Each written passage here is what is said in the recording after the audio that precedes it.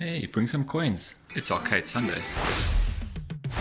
Welcome back to Arcade Sunday. This is part 3 of my CRT hack video, and I'll show you why now. Okay, so this is the candidate for the new tube. This is my former driving cabinet. It will still be that and more. I've just stripped it out for now. Haven't cleaned it or anything yet, so it's still a big dirty mess. A lot of coins on the floor there. Basically the idea is to somehow get this tube into that cabinet. So here is this all on test. Basically there's a machine that will go inside it ultimately, or back into it anyway, the tube, and I've got myself a little setup going here so I can work in the meantime, just trying to get the software ready for basically the installation of the CRT into that cabinet.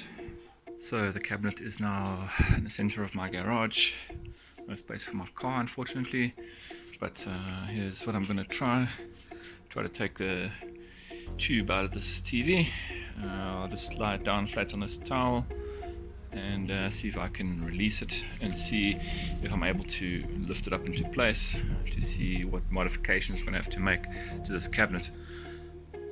Okay, so I've compressed the stuff as far as possible together so I can try and pick this up as a unit, just the CRT tube and the deflection board. I can't take them apart unfortunately because the yoke is connected directly to the flyback, which is unusual. In arcade monitors, and in fact my other TV, it was a plug that you could remove, so this has made it a bit difficult. Nonetheless, I've just sort of cable tied this thing onto the D-gauze coil just to keep it in place. The other one, and hopefully I'm able to lift this monstrosity. Okay, so here's the empty shell, and here's the tube. It's like fits exactly in, very tight. And luckily you can see that the back of the cabinet seems to be clearing the neck, so that's good. Hard to see on camera, but from what I can see, the neck looks like it's within the back of the cabinet, which is good. I'm gonna have to figure something out here, possibly modify this cabinet slightly, or leave it like that. I don't know. Let's see. Okay, so this is just a mock fitting of the steering wheel again, and some possible resolution to the monitor. You could probably just cover up like that somehow.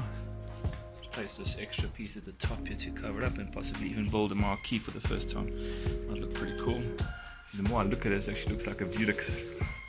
That's a massive screen. Yeah, so this is going to be still a bit of a work in progress. Definitely won't be up and running today. Okay, so I found some of these Hurricane clip today for 8 Rand each, so I bought 4 of them.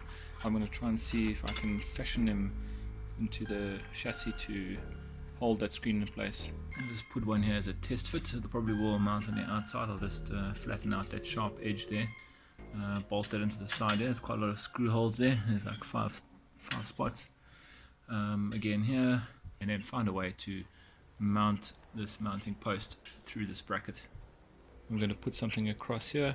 I'm not sure what yet, so I'll go and have a look at the hardware store when I have time. I've gone ahead and installed these brackets temporarily just so I can mark them off, and it does seem like this could be the solution to hold the screen in place. I think it's going to work.